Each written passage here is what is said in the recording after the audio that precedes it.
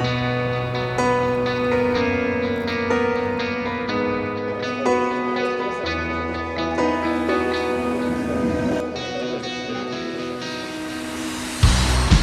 pernah habis dunia sampai ke ujung batasnya, takkan berhenti hingga hatimu membeku.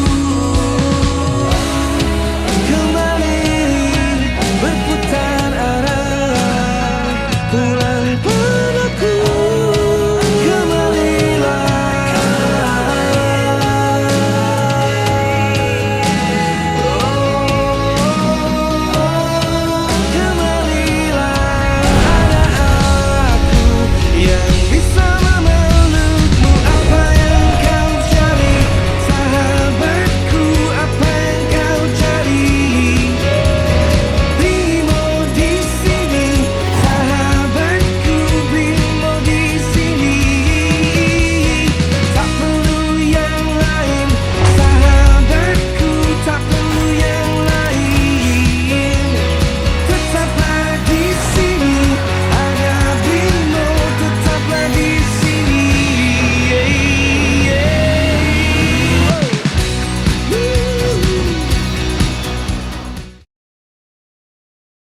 Saat gagasan pendirian Sarinah dicetuskan pada tahun 1962, Bung Karno ingin banyak membuat mercusuar kebangkitan bangsa Indonesia. Sarinah adalah bentuk perwujudan dari kebangkitan ekonomi kerakyatan menuju modernisasi dan internasionalisme. Dari masa ke masa, Sarinah menjadi saksi dari perkembangan Indonesia. Sarinah melihat bagaimana masyarakat bertumbuh dan beradaptasi melalui segala tantangan yang hadir. Sarinah terus menjadi sentra aktivitas bagi masyarakat untuk memasarkan inovasi dan produk dalam negeri di jantung ibu kota. Transformasi Sarinah adalah sebuah momen yang dinanti-nantikan masyarakat Indonesia. Sebuah pusat perbelanjaan yang didesain untuk memberikan ruang bagi produk dalam negeri yang telah dikurasi. Pemugaran gedungnya tetap menjaga kelestarian aspek cagar budayanya, namun interior, fasilitas, dan pengalaman berbelanja akan disesuaikan dengan perilaku konsumen masa kini dan masa depan. Sarinah diharapkan menjadi destinasi wajib kunjung bagi wisatawan dalam dan luar negeri. Ruang rumah Sarinah terbagi menjadi 8 buah segmen lantai. Masing-masing ruang tersebut kami beri nama antara lain Pasar Nusantara, Pusaka, Untayan, Kreasi, Hayat, House of Sarinah, Cakrawala, dan Tanah Nusa. Melalui konsep community mall, Sarinah memberikan ruang publik yang memiliki elemen historical, urban linkages, urban forest, serta urban living. Kami ingin mengajak Anda untuk menjadi bagian dari semangat baru Sarinah. Semangat yang diwariskan oleh para pendiri bangsa untuk bisa menjadikan Indonesia menjadi salah satu sentral ekonomi dunia. Bersama, mari kita tunjukkan kekayaan karya Nusantara kepada dunia. Sarinah, Panggung Karya Indonesia. Hi, welcome to Sarinah Jakarta Content Week 2021, sponsored by Brimo.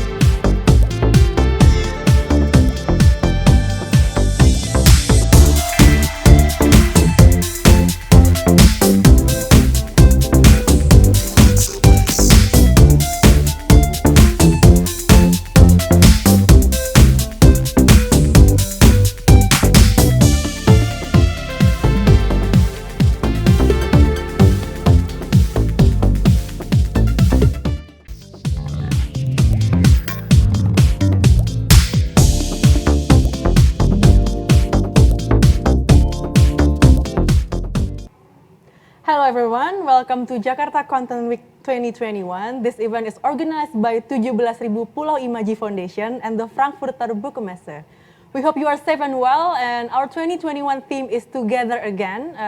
This explores how to gather a creative community to collaborate, connect, and thrive during this pandemic. This session is a part of LitFilm, a film festival for the screening of art house films from both Indonesia and abroad. We also have discussions, seminars, and talk shows on issues and trends in the film industry. My name is Lisa Siregar, and I'll be your moderator for this event. We'll be talking about social change, what film festival got to do with it. So we're gonna talk about film festivals, and we have our guest tonight. We have Miss Rainda Cuaca. Hello, Rain. Hello, Lisa. How are you doing? Hope you're well. I'm good, thank you. Rainda Cuaca is a consultant and festival film organizer based in Jakarta. You start out as volunteers for film festivals, and now Rain is the festival director for 100% Manusia Film Festival.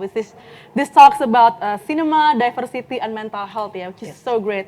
Can't wait to talk to you, Rain. You. So excited. We also have Mr. Yow Chong Lee. Chong Lee is a film lecturer at University Malaysia in Sarawak. He teaches research and makes film, and he's also the curator for the longest running short film festival in Malaysia, Mini Film Festival. Hello, Chong Lee. Hi, Lisa. Hi, how are you doing? Thank you so much I'm for good. making the time to be with us. We'll be talking about social change and how film festival, making impact through their programs and screenings. First of all, of course, I would like to start with Rain first. So, can you tell us about 100% Manusia Film Festival? Okay, so 100% Manusia Film Festival is a film festival that showcases human rights and humanity issues. Yeah. So we're mainly an exhibition film festival where we exhibit the films instead of have a competition for it. Yeah. So our main goal with the festival is actually raising awareness towards these issues for diversity and also tolerance. So that's the big gist of it. Yeah. Do you have a little video or presentation Oh, I that you do. want to play Yes. for everyone? So the video that we're going to play is a video from 2019 before the pandemic. So it's a short video showcasing what we do in the festival. Sure. Yeah.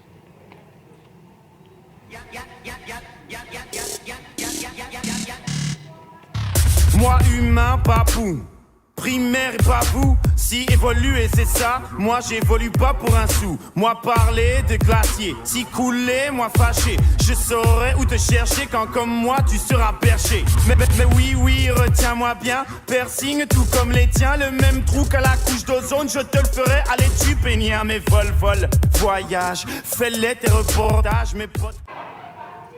Wow, that's so interesting. Like, you've been running this for 4 years, right? Yes, and this year is our 5th year. Okay. Do you think is there a specific mission that you are carrying with your film festival? Yes, well, a few friends and I, we co-founded the festival and we made the festival, and we did make the festival specifically to raise awareness on human rights and humanity issues, because at the time we felt that during Indonesia at the time, there was it was at the beginning of the presidential election where we felt that people were being polarized. Hot. Yes, exactly. The situation was pretty hot, and we felt that usually we're pretty good with our neighbors and with everyone, but at the time we felt that why is everyone fighting?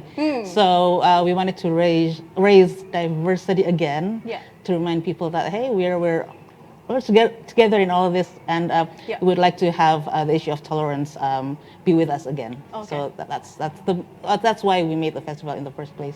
Okay. Yeah. You will be having a presentation about the film festival? Actually, we can just talk about it. Oh, okay. If All you right. don't mind. In that case, Yeah. we'll go to Chong Lee first, so we can introduce him and include him to in the talk. Hi, Chong Lee. Hi, Lisa and everyone. Okay. Before we talk to Chong Lee, we're gonna play a little video to let you know about the Mini Film Festival.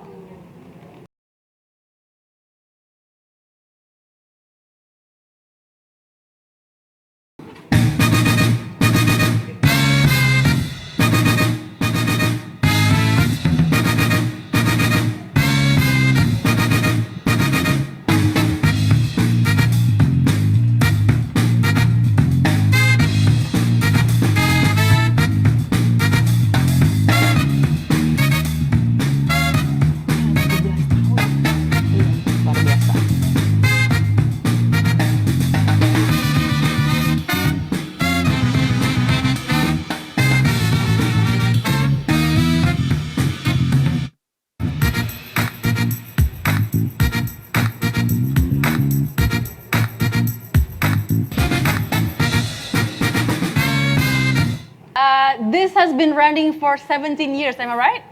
Yes, you're right. That is amazing. How, like, you need to talk more about this, and I believe you have a presentation about Mini Film Festival. Yes, Yeah. yeah, I can briefly talk about it and Yeah, before we okay. go to the presentation. Okay, so I'll let you talk a little bit about the Mini Film Festival, and then we'll talk more together. Okay, sure. Yeah. So the festival is actually organized by the students and the lecturers in the cinematography program in my university called University Malaysia Sarawak. And it's the 17th edition this year. So it made us the longest running short film festival in Malaysia. Wow. So our focus is on short films made Yeah. by Malaysian and Southeast Asian filmmakers. But for the competition, we have competition from Malaysian filmmakers. But for the purpose of having more diversity in it, we try to bring in as many Southeast Asian filmmakers as collaborators or someone who gives talk or workshop to the filmmakers or audience who registers and come to participate in our festival. So for your information, if you could see from the slides, Malaysia is actually divided into two parts of it. And the first one, mainly people know Malaysia is based in Kuala Lumpur. But in actual fact, we have the part that in Borneo, just like Kalimantan of Indonesia. Because of that, our arts and cultural institutions are very much based in Kuala Lumpur, not so much in the Borneo side of Malaysia. And in other words, we are actually kind of lacking cultural and arts platform over here. Many cultural events or arts events, you can find it in Kuala Lumpur or other parts of Peninsula of Malaysia, but you couldn't find it over here. That's why I think it's very important for us to highlight this in Borneo part of Malaysia. So we are running the festival in Borneo part of Malaysia, but because of COVID-19, we have expanded it out to reach out to more people because they can go online. So actually our audience are more than Malaysian per se. We have audience from Indonesia, from Philippines, Thailand, and many part of Southeast Asia actually. And to do that, we actually have filmmakers. They are budding filmmakers, young filmmakers from Malaysia, where we curate their film for competitions. And at the same time, we also bring in Southeast Asian filmmakers to share with us. Just like in the pictures, you can see the one from Indonesia, the one from Philippines and Thailand, for example. So these are our focus of filmmakers that we featured in our festival. Yeah, back to you, Lisa. That's so interesting. I'm just amazed at the efforts of running a film festival. We know it's very it's not just costly. It's also it requires a lot of like group efforts, right? Because you have to like connect to filmmakers and maybe production houses if you do like feature length. Can you talk about the obstacles first in making these film festivals come alive before we talk about the impact? Maybe from Rain first? Okay, thank you. So for our festival, we are basically, every one of us are volunteers. So we all have our main day jobs.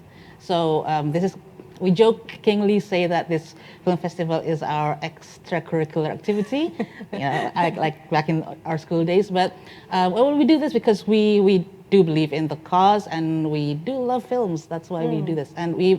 And why make a film festival for the cause? Because we feel that film is a good medium to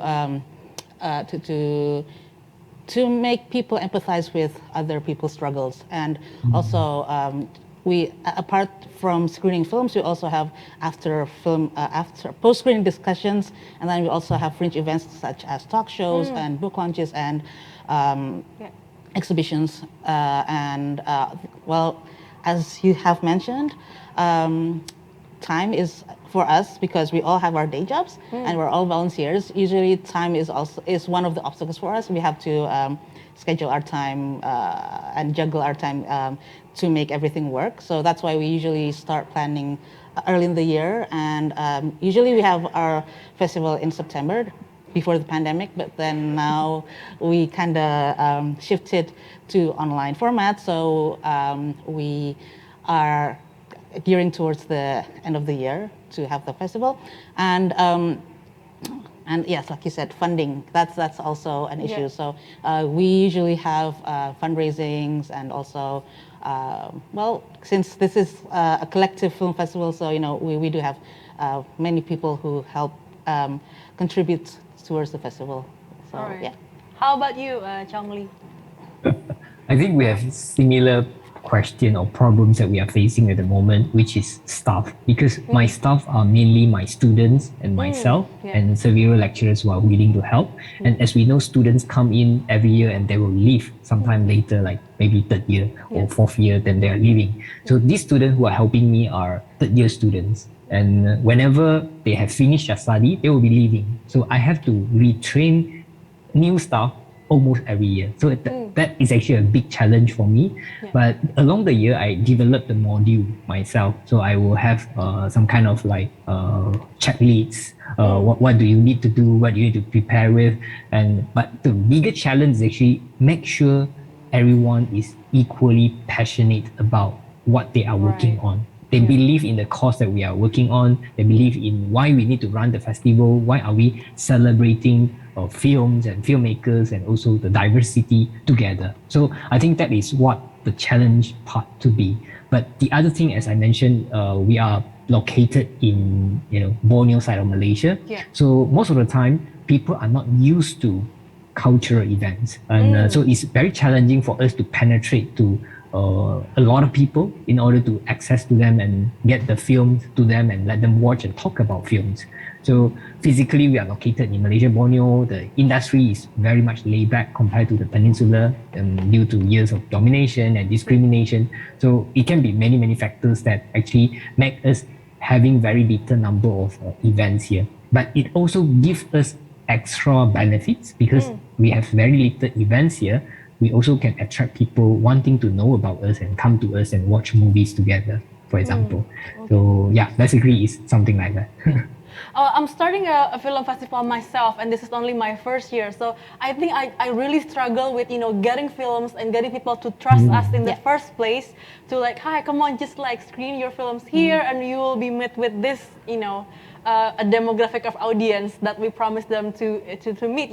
How do you guys deal with that? Because starting is more difficult, okay. Maintaining is difficult, but starting, you have to like, people don't know about you, but you have to like introduce yourself and then make people believe in the mission that your film festival is carrying. So how do you do with that? Well, for me and my friends and I, we probably had it a little bit easier because we do have network with other festivals, and we have filmmaker friends who also contributes to the festival. So usually we kind of have like a friend get friend kind of thing. But also we do have the network with other international distributors and also like I said. With other festivals, because sometimes we can exchange programs, and also they can introduce us to other filmmakers or other distributors. And yes, the trust issue is also important because while Indonesia is a bit notorious for certain issues. Well, we can say it. I mean, pirated films. Let's just say that, especially for the online screenings right now, and which is, especially this year because right now Europe is already open with offline screenings again. So for distributors to actually, they're more likely to give to allow screenings for offline screenings than online screenings these days. So, but I think the key issue is trust and how you build that trust with partners and start the partnership, and also maybe having a good word from people they already trust to get you in the door, so that they kind of can vouch for you that you are, we who are starting the festival are trustworthy people that we will be responsible for the material and guide that. And because we also have these in the festival, we also have rules for the audience, so that we to prevent piracy. So I think that's also important to be implemented in the festival itself. Okay, how about you, Chong Lee? I think one of the big things that we need to make sure that we build along the years are our relationship with people. So since we have been organizing the festival for the past 17 years, filmmakers, when they heard about us, most of the time they will know, or probably their lecturers will tell the students about this festival. And we have built the reputations among students and filmmakers. So whenever we share out our call for competitions, most of the time they will just send their film to us. So we don't really worry about having no people to send their films to us. So it's, I think, trust, relationship, and reputation that you have to build along the years, which takes time. So we have been working on it for the past 17 years. I guess that is not really something very challenging at the moment, but maintaining it can be a challenge. So you need to keep on having a better relationship with people and also the organization around you. So along the year, we build network. So one of my biggest missions in the past year is whenever I go or having opportunity to go to festivals like outside of Malaysia, like Indonesia, for example, I meet people. So whenever I meet people, I will try my very best to bring these people back to my place, either as speakers, someone who can speak, or doing workshop and sharing their knowledge and experience with the filmmakers in here, Malaysia, and also I will try to bring their film back here as well. So it's actually a network that built on network. And like actually, I was being introduced to Jakten by Lisa Bona. So Lisa Bona was the one that actually helped me to connect to quite a big number of filmmakers in Indonesia. Like recently, I actually organized one workshop, which is called Shaping the Destiny of Filmmakers, Film Workers in Southeast Asia. So we have Gina S. Noel. Is a very well-known directors in Indonesia. So when I asked Mbak Lisa about, could you please introduce someone, because I know Indonesia was filmmakers were struggling with sexual harassment issue in the past few years, and they are working very, very hard among themselves to organize among themselves so that they have this awareness about saying no to sexual harassment among film workers. So Mbak Lisa was the one that introduced me to Mbak Gina. So Mbak Gina was one of our speakers in the webinar. Then she talked about how Indonesian film workers were collaborating and having this awareness to fight against sexual harassment. And we have film screening together with Lulu Ratna. So we have this special screening online too to talk about the issues. I think that is very important. When we build that network and people trust you and they want to be friends with you, then we bring that back to Malaysia. That's my biggest mission that I hope we are building it more and more from here. Thank you, Chong Lee. Okay, I want to ask about the group of filmmakers that you guys feature in your film festival. Is there any specific group of filmmakers, or is it like maybe women directors, or maybe trans or LGBT people? So can you guys talk more about that? And maybe if the focus changes from one year to another, that's fine. You just like would love to hear about the transitions. So. For our festival, we basically welcome everyone to contribute to the film festival. So first timers, okay? First timers are very okay. But of course, we do have a programming team who selects the film. During the before the pandemic, during the offline screening, because we have many venue partners, we were able to screen at least 60 films per year. But now, because we have to have online screenings, we kind of pared it down to probably around 15. So usually we welcome everyone, but of course, depending on the year and how much film we can screen, that's how that's also that affects the selection also. But first timers, and also we try to have filmmakers, award-winning filmmakers, and many of them are happy to contribute to the festival also. So yeah. And also to the discussion after the festival. I mean, after the screening. Because usually after the screening, they will like gather around and talk about the film. Yeah. So usually we have a post-screening discussion so that we can also talk about the issue also, so that people don't just watch the film and go home, and just in case they have questions that they would like to ask. So we have the post-screening discussions so that people can discuss with the filmmakers or with experts on the issue, or with themselves also. So we can have many different opinions and perspectives, and that's, I think, how we kind of build up towards tolerating each other and respecting each other's opinion, basically. Right. Okay. Basically, because our festival is a short film based film festival. Yeah. So, in other words, people who do short films are young filmmakers. Either Okay. they are still studying film or they just started their career as making film in the film school, or someone who are passionate to wanted to start their career in making film, or they just want to test water to start making film. So, our main filmmakers that we featured in our festival is actually budding filmmakers. Either they are in Malaysia or they are Southeast Asian filmmakers, because we collaborate with one another festival that which is called Sea Short Film Festival. Oh, yeah. Yeah. Their festival are focusing mainly on Southeast Asian indie filmmakers. So their short film will be also played in my festival. So our film focus are actually those young filmmakers.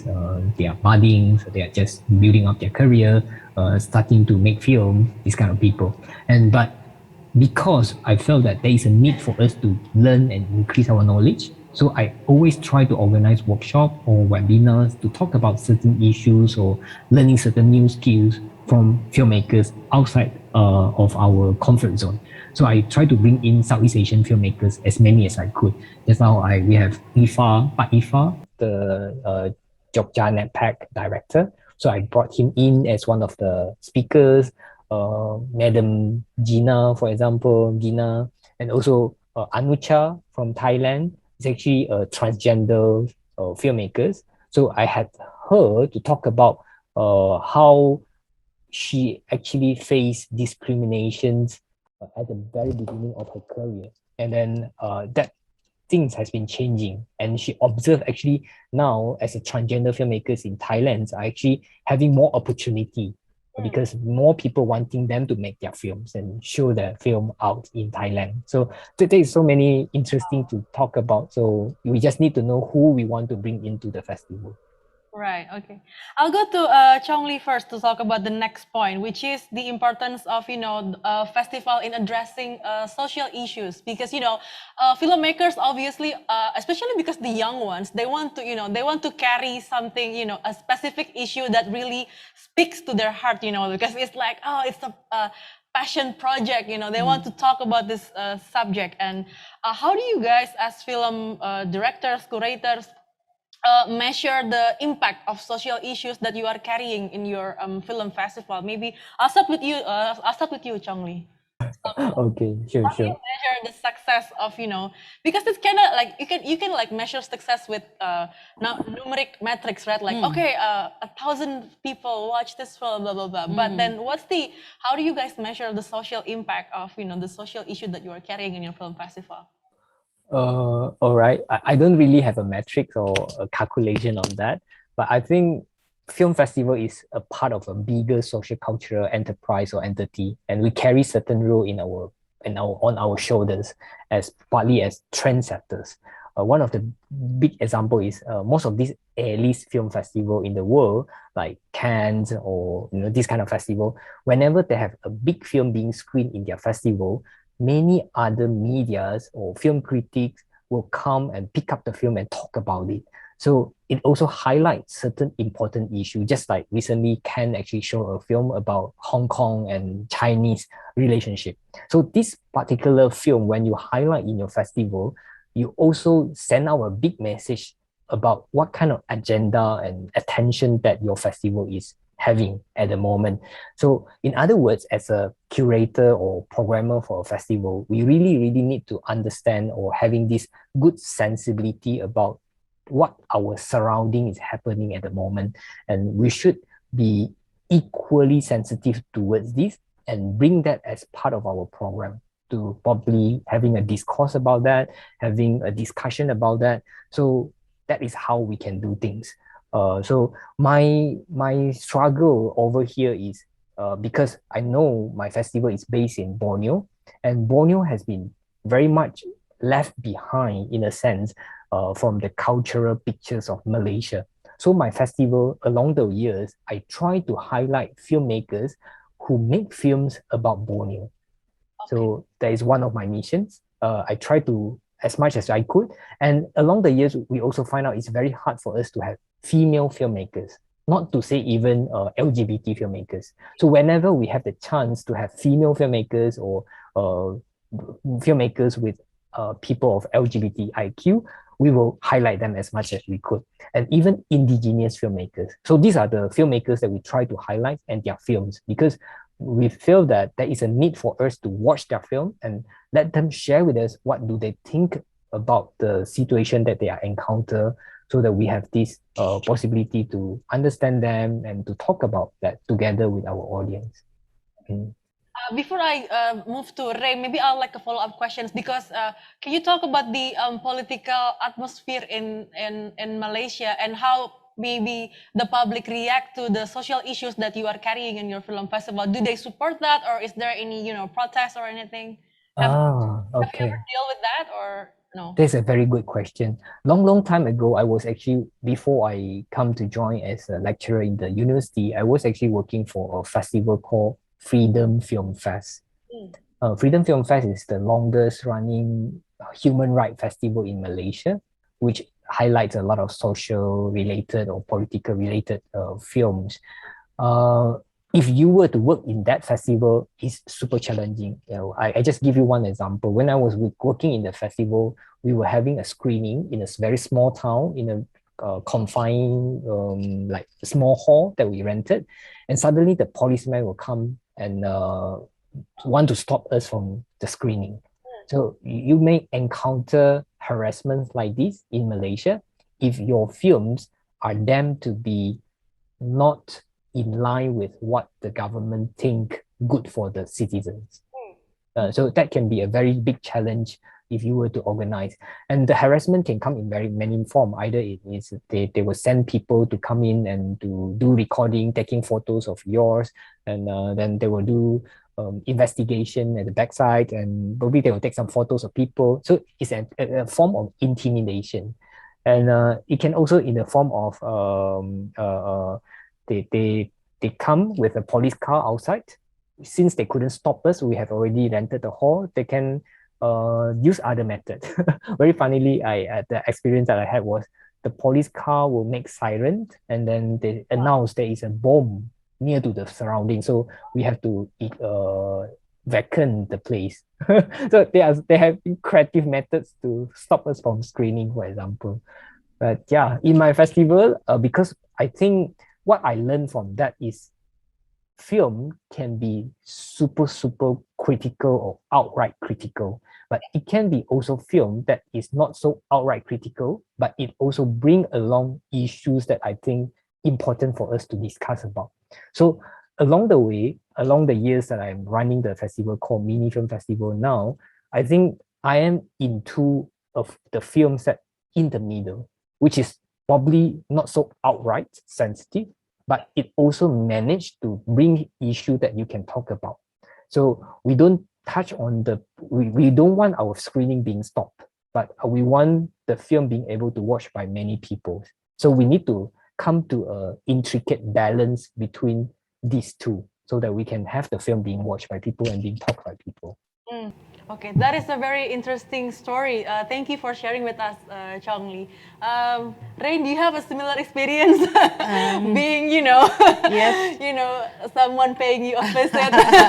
Well, actually, okay, so maybe I'll start with the original question, Yes. which is how we Sure, measure yeah. the impact. Success, the okay. impact of social issues. So, well, first, yes, we do kind of measure by numbers, but that's just for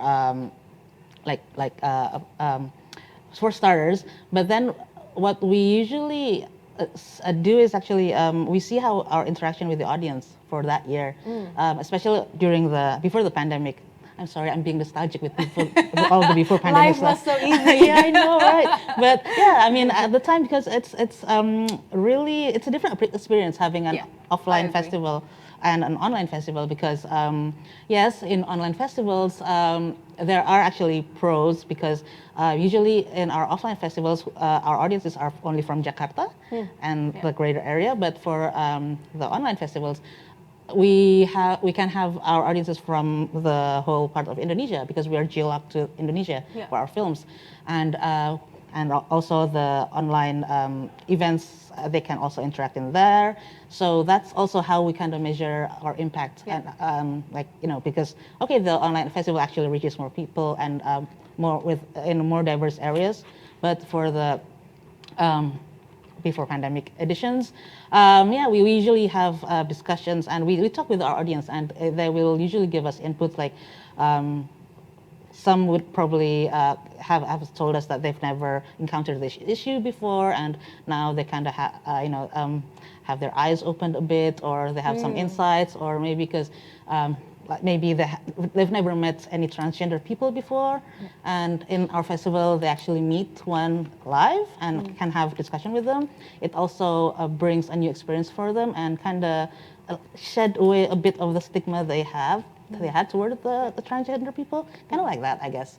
So I guess not really in numbers, but in experiences and how our audiences interact with us every year. We kind of see it from there, I guess. Yeah. And we kind of base our program, not our program, but how we shape the next year's festival based on that, based on the feedback from the direct feedback from our audiences. That's good, because when you make connections with your audience, it creates a bond. It's not just trust, but actually we being here, we are creating something, and then we may not know about the impact now, but then we can find out about it years later, and then if if the bond lasts for a longer time, so we can just create something out of it, right? Exactly.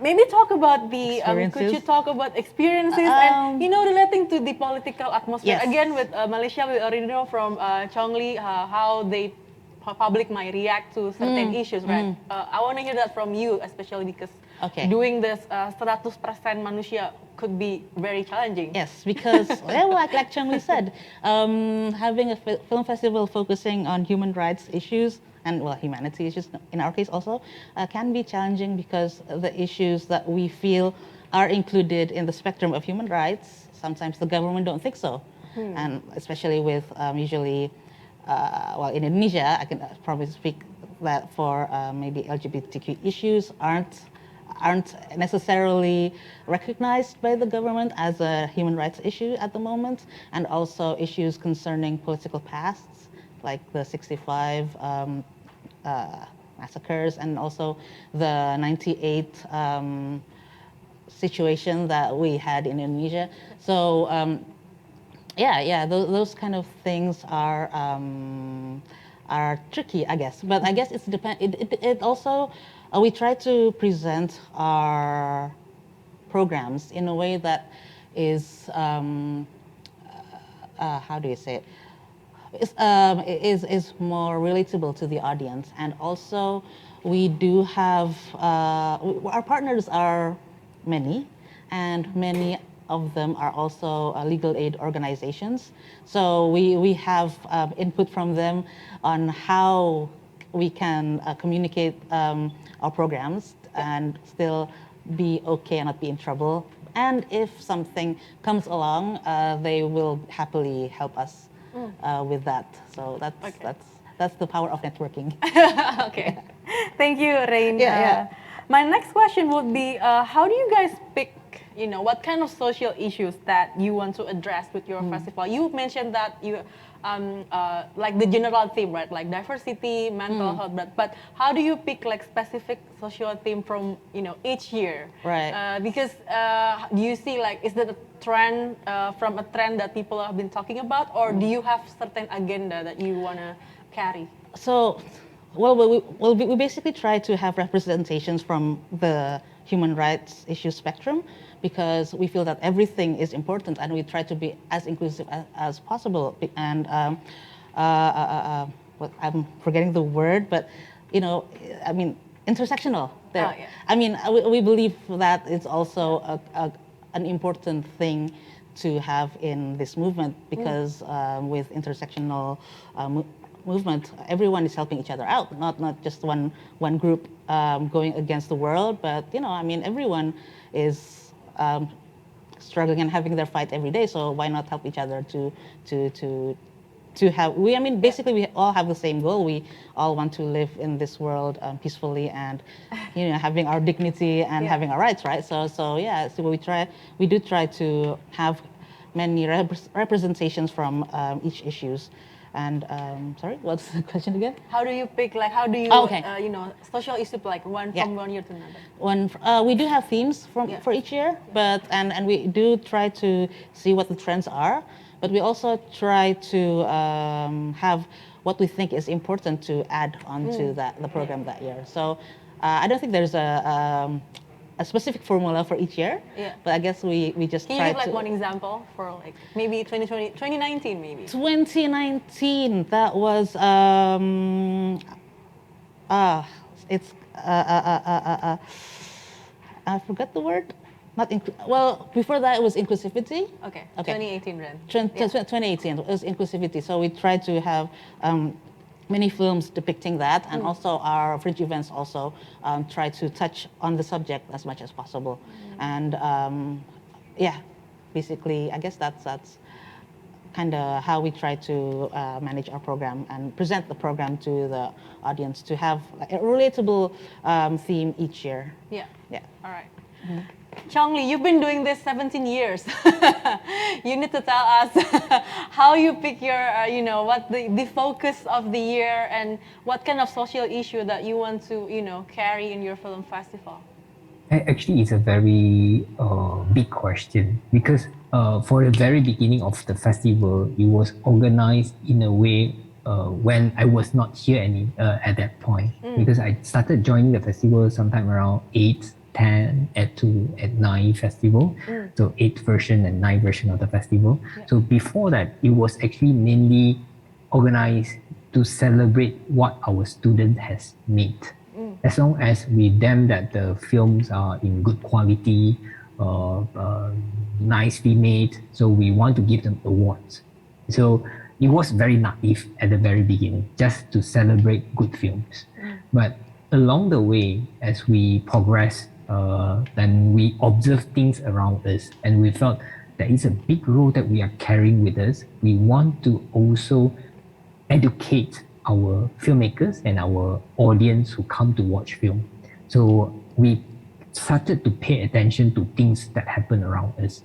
For example, we know Black Lives Matters, #MeToo, or now we have pandemic. So we pay attention to everything around us. So we make it as what we want to show to our audience. Like example, we know MeToo event or hashtag. Yeah. So we have webinar to have talk about celebrating and embracing diversity.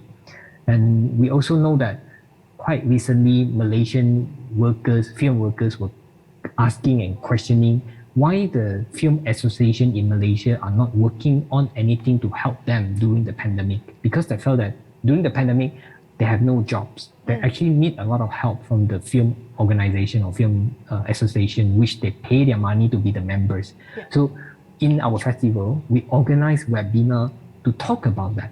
So our film organization need to play certain role when pandemic happen. So we try to understand what is happening around us, and then we make it as a subject to talk about, to discuss about, or even have collaboration with our partners so that we can screen film in relation to the topics so that we can talk about it.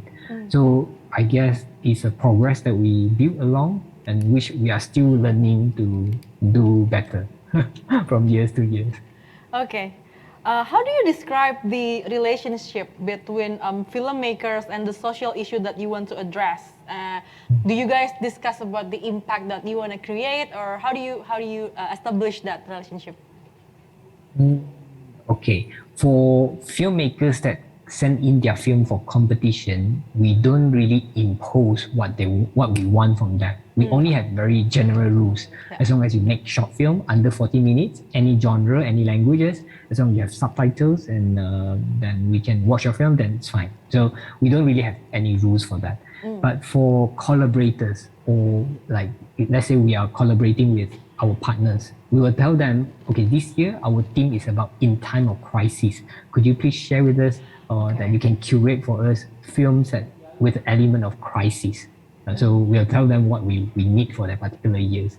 But for webinar, most of the time I will be the one or thinking person together with my students and my colleagues to think about what is the topic of the webinar or the workshop.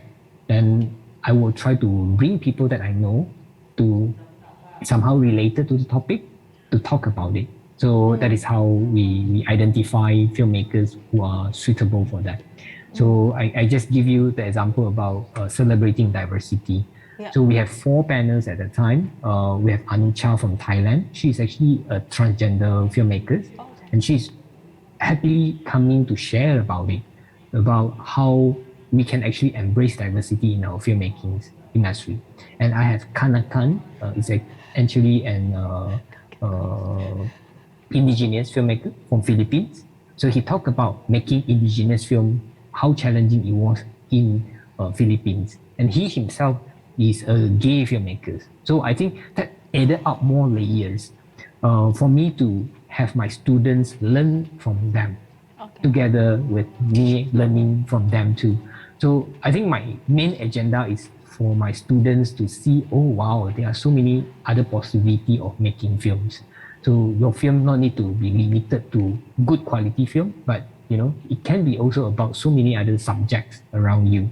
So that was my main agenda. But at the same time, since I want my students to learn and I want to learn myself, I also open it up the possibility for outsiders to participate. They can register for free and they can come in to watch the webinar or the workshop, and then they can watch the films also. So I think that is how I do things. I want to make sure my students learn something, I can learn something, and at the same time, I open it up to more people to join in to watch movies and join the workshop or the webinar. What was the feedback like from your students after attending the festival? I think I'm not sure how honest they are, because not most of the time I will let them do reflections. But I have this feeling probably, I would say maybe half of them are genuinely happy to learn. The other half probably is those because they are forced to participate. Yeah. So because it's part of their class activities where they will be given marks. So I guess there will be people who just happily learn and being exposed to filmmakers outside of their comfort zone, and which can give them new knowledge and excitement or inspiration to do their film. There will be also people who don't take it as something good for them. They feel like, why are you wasting my time, So I think it's a mixed bag of things. So I think I learned along the way that I accept things as it is. As long as there will be people who appreciate and willingly helping me to work things out, then I will be very happy already. I don't want everyone to be, I'm not making it for everyone. I'm making it for people who want to come together and learn things together. That's so interesting. Thank you, Chong Lee. How about you, Rain? How do you describe the relationship between filmmakers and the social issue that you were carrying in your film festival? Okay, so for us, usually when we approach the filmmakers, they already know what kind of film festival they're getting into. Yeah. So, but that's good. Yeah, that's good. Yeah, because we do feel that we have to be upfront about it with them, right? Because there are many risks also connected to the festival, but also many rewards, guys. But we usually find that the filmmakers who contribute to our film festival, they also have, their work reflects their passion, right? So they also have these either values or it's the film that they contribute to our festival is something that they're very invested in, and they would like to bring and reach out to the public about this certain issue. So we feel that they are very passionate in what they are trying to portray, and they want to kind of inspire people to also make social changes with their film. So I think that's how I feel the relationship between the filmmakers and the social issues that we're trying to touch upon. And also, I guess we kind of see in when the filmmakers participate in discussions, usually they do have the discussions with the audience who are there. And, we can see it from the interaction that they do inspire the audience. And I think the energy from the audience also gives the filmmakers, feedback, I guess. And, they are also they are more what's the word, spirited maybe, or they're more positive about the film, because usually these films they don't do it for the money. Yeah. right? So they do it for the cause, and there's no money in that. So, and usually they, from what I learned, many of these filmmakers, if they are commercial filmmakers or commercial workers, they make these commercial films first. They save up their money, and then they make these idealistic films that they feel that can reach out to the audience about these issues that they want to address. And sometimes when things are good, they will be recognized by the international film festival circuit. Ooh, okay. So there's, I think in Indonesia, that's been happening in the last 5 years. So I'm That's really happy for exciting. them. Yeah, That's exciting. that is exciting. Thank you so much for Ms. Rainda Cuaca and you, Mr. Lisa. Chong Lee, all the way from Borneo. Thank you so much for making the time to talk with us at Jakarta Content Week. On behalf of Jakarta Content Week and the curator of LitFilm, Ms. Lisa Bona Rahman and Cipta Citra Indonesia Foundation, I would like to express my heartfelt appreciation to our speakers.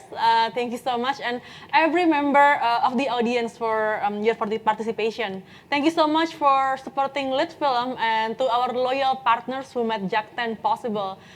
We have so many more interesting events to watch, so you have to join JAK10 at jak10.com.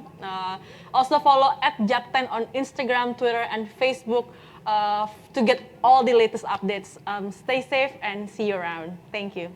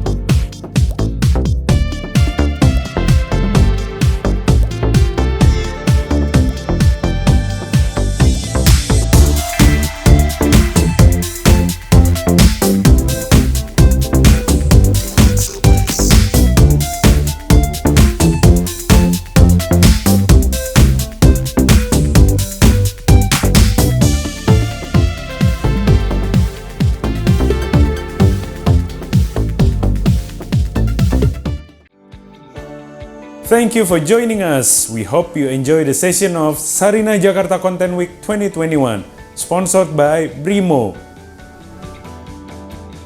Saat gagasan pendirian Sarinah dicetuskan pada tahun 1962, Bung Karno ingin banyak membuat mercusuar kebangkitan bangsa Indonesia.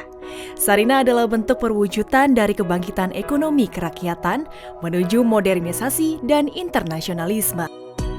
Dari masa ke masa, Sarinah menjadi saksi dari perkembangan Indonesia. Sarinah melihat bagaimana masyarakat bertumbuh dan beradaptasi melalui segala tantangan yang hadir. Sarinah terus menjadi sentra aktivitas bagi masyarakat untuk memasarkan inovasi dan produk dalam negeri di jantung ibu kota. Transformasi Sarinah adalah sebuah momen yang dinanti-nantikan masyarakat Indonesia. Sebuah pusat perbelanjaan yang didesain untuk memberikan ruang bagi produk dalam negeri yang telah dikurasi. Pemugaran gedungnya tetap menjaga kelestarian aspek cagar budayanya, namun interior, fasilitas, dan pengalaman berbelanja akan disesuaikan dengan perilaku konsumen masa kini dan masa depan. Sarinah diharapkan menjadi destinasi wajib kunjung bagi wisatawan dalam dan luar negeri. Ruang rumah Sarinah terbagi menjadi 8 buah segmen lantai. Masing-masing ruang tersebut kami beri nama antara lain Pasar Nusantara, Pusaka, Untayan, Kreasi, Hayat, House of Sarinah, Cakrawala, dan Tanah Nusa. Melalui konsep Community Mall, Sarinah memberikan ruang publik yang memiliki elemen historical, urban linkages, urban forest, serta urban living. Kami ingin mengajak Anda untuk menjadi bagian dari semangat baru Sarinah. Semangat yang diwariskan oleh para pendiri bangsa untuk bisa menjadikan Indonesia menjadi salah satu sentral ekonomi dunia. Bersama, mari kita tunjukkan kekayaan karya Nusantara kepada dunia. Sarinah, panggung karya Indonesia.